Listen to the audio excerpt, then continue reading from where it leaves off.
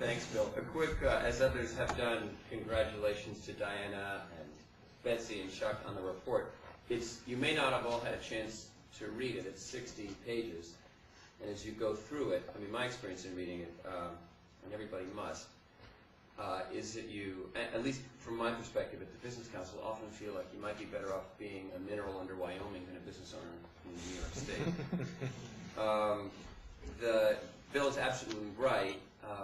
Real property taxes are the largest single tax on businesses in the state. And to put the numbers in perspective, and this is math just taken from a report, I think, the overall statewide property tax burden is about $34 billion.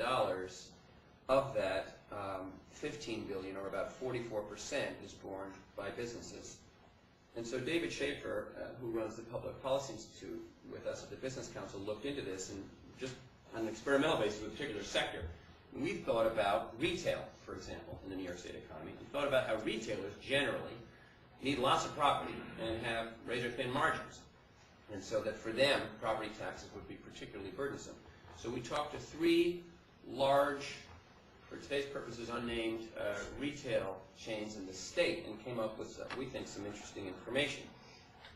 Just some examples. One of them paid last year $54 million just in property taxes. The other had 55 facilities paid $19 million in property taxes, which by my math is about $300 and something thousand per store. And just in property taxes, just over a 12-month period. The third paid $12 million in taxes over 70 facilities.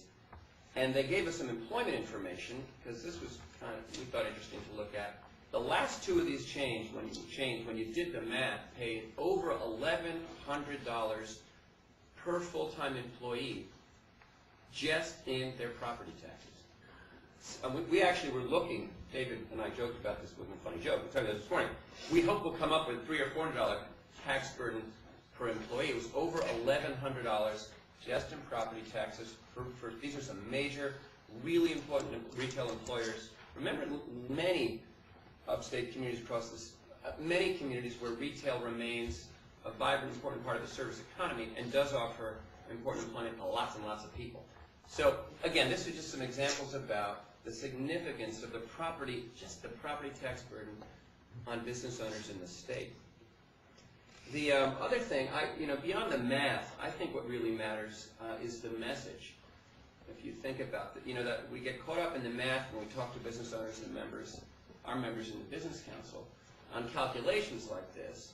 But the message when it comes to real property taxes for businesses is that they just keep going, as we know, up and up and up. And from a business person's point of view, STAR doesn't make a difference. In fact, I think we know that every year since we've had STAR, the local school taxes continue to go up and up and up.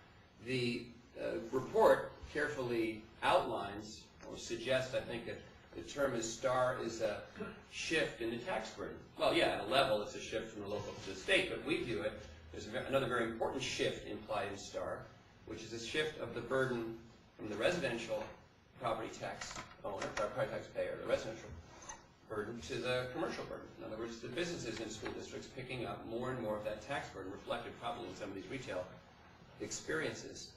And so we're very concerned about that, Bill, and I'd add, I know others are talking about STAR, but and the math on this gets more complicated.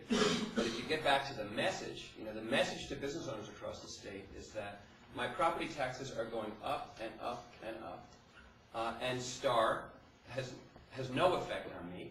If anything, I see a correlation. STAR comes along, my taxes keep rising, and by the way, I don't vote in school board elections. So there's a disconnect there we've got to be mindful of. And also remember not just the math of the tax burden on businesses, but the message as we really try to promote economic development in the state and create a better business climate.